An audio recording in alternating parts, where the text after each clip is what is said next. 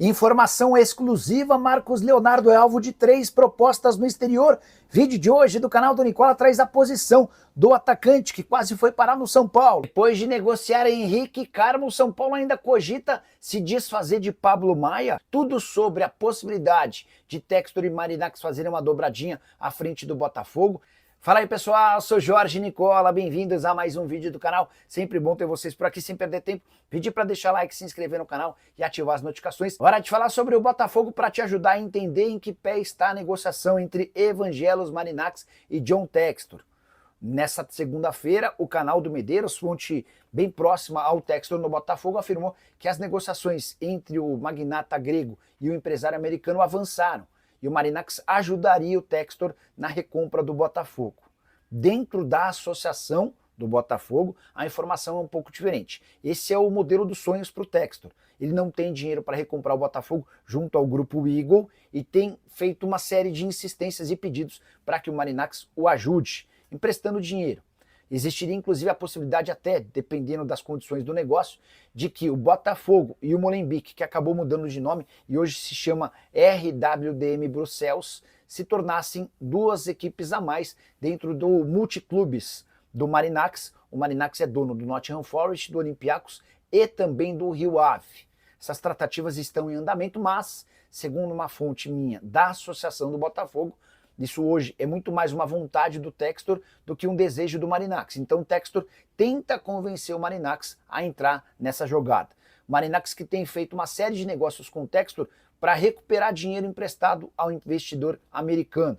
O Textor colocou, por conta de todas as dificuldades, ele recorreu a empréstimos bancários junto ao Marinacci. Para recuperar esse dinheiro, como o Textor não tem grana, o Marinacci tem buscado jogadores no Botafogo para o Nottingham Forest. Foram 4 os casos recentes: Igor Jesus, Jair, John e Cuiabano.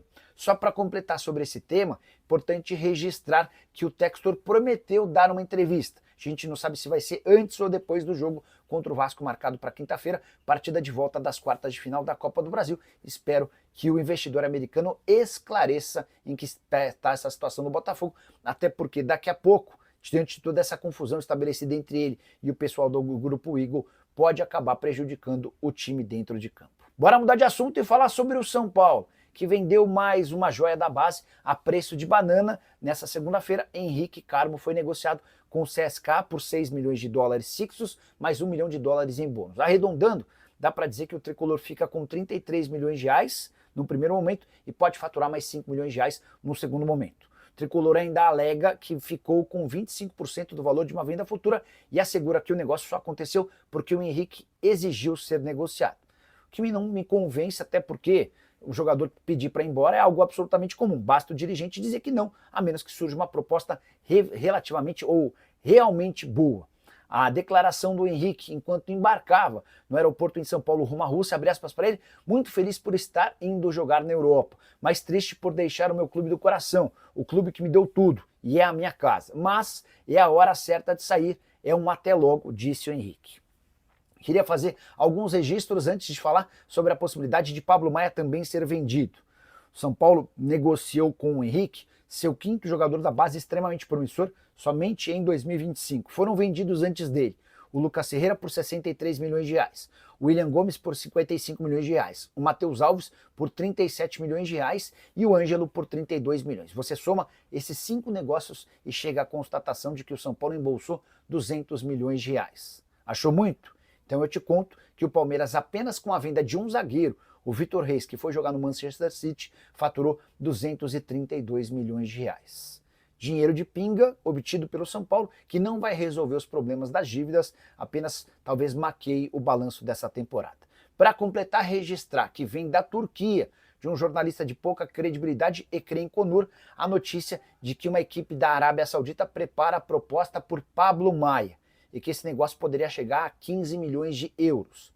Não tenho dúvida alguma que se essa proposta de 15 milhões de euros chegar, o Pablo Maia estará vendido. Até porque o São Paulo atual, vende os jogadores por cifras até inferiores. Mas o que eu sei, escutando de gente do São Paulo, é que não chegou nem sequer sondagem da Arábia Saudita pelo Pablo Maia. A janela está bem perto de fechar por lá e a tendência é que não exista qualquer movimento nesse sentido.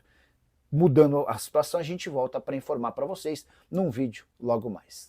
Bora de informação sobre o São Paulo. Tricolor fechou o mês de agosto com superávit. E o vazamento dessa notícia veio logo depois da péssima informação a respeito da venda de Henrique Carmo para o CSKA da Rússia, operação de apenas 6 milhões de dólares. Para tentar minimizar essa informação, o São Paulo deu a notícia de que conseguiu fechar agosto com um lucro de 4 milhões e 200 mil reais.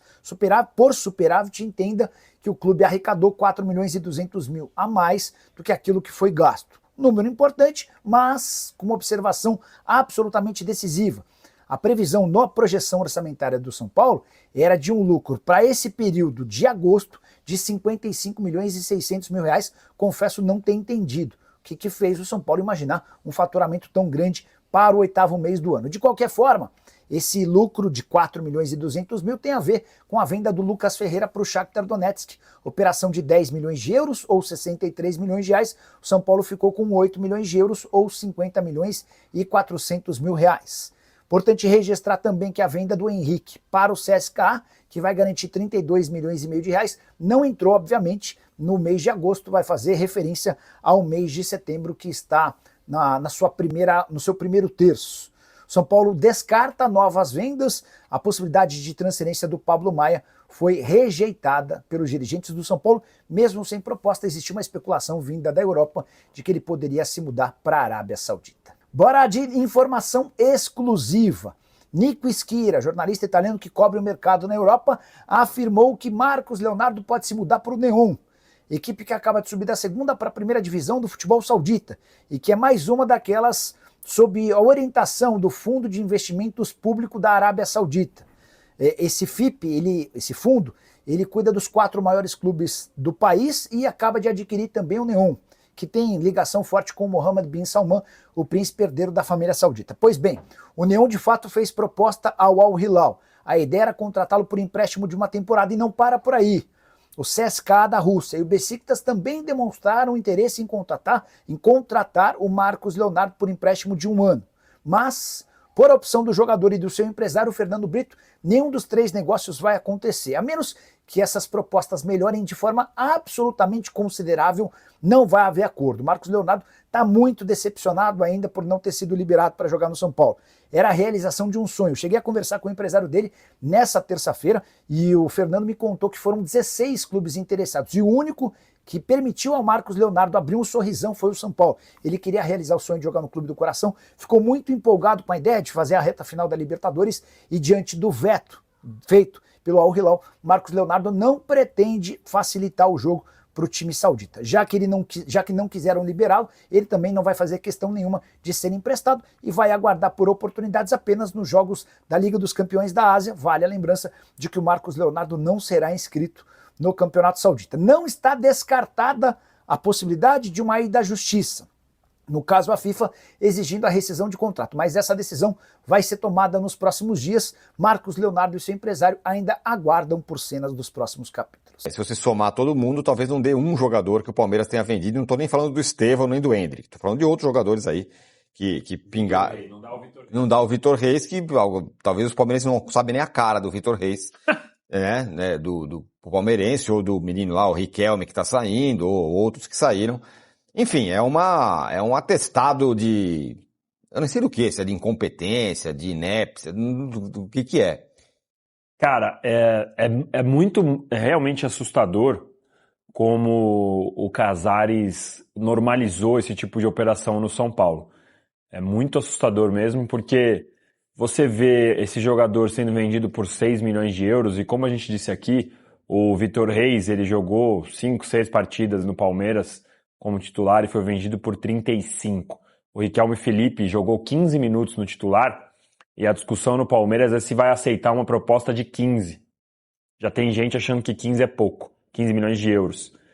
É claro que num momento, quando você está numa reestruturação financeira, o normal seria realmente o São Paulo ter menos poder de barganha, porque você precisa mais do dinheiro. O Palmeiras, ele claro que precisa vender os jogadores, mas ele consegue falar, não, por 10 milhões eu não vendo, eu tenho aqui como sobreviver. O São Paulo, eventualmente, nesse momento, não tem. Mas por 6 e somando tudo isso, e você vai ver que a quantidade ela não chega nem perto, como você disse, vendeu 5, 6 jogadores, não chega perto de 1. É muito pouco, e é assustador como a diretoria do São Paulo tenta normalizar esse tipo de movimento. Eles não se pronunciam, eles não falam nada, eles acham que está sendo um bom negócio, eles anunciam como se tudo fosse bom, e é realmente assustador. A impressão que passa é que se a pessoa acha que isso é um bom negócio, ela está fazendo de propósito para prejudicar a estrutura do São Paulo hoje. Não tem outra alternativa. Não tem, a não ser que ele viesse a público e falasse, olha, estamos desesperados, não temos como pagar, não podemos mais pegar dinheiro do banco, a gente não tem o que fazer, eu vou ter que vender. Eu não concordaria, mas pelo menos eu ia entender. Ele pelo menos ia deixar, dar a cara a tapa. Ia falar, olha, mas não é o que está acontecendo. Durante todo esse período, o que a gente ouve é, vamos diminuir a folha salarial, vamos diminuir a dívida. Não diminui a folha salarial, não diminui a dívida. E não tem transparência. E agora vende os garotos da base. E agora tem esse possível acordo da base, que também é um absurdo. Vai ser um dos piores negócios da história do futebol brasileiro, não é do São Paulo.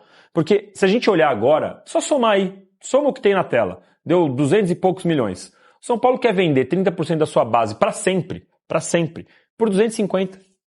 É um absurdo. Sendo que essas vendas foram mal feitas. Isso. Não é que foram vendas gigantescas. É só somar isso daí, o São Paulo quer vender 30% da sua base para sempre por um valor parecido com isso daí. E sendo que assim, o São Paulo pode, eu fui ler lá depois no pessoal que está fazendo a cobertura, pode daqui 10 anos tentar recomprar uma participação. Gente, não vai existir. É um negócio absurdo.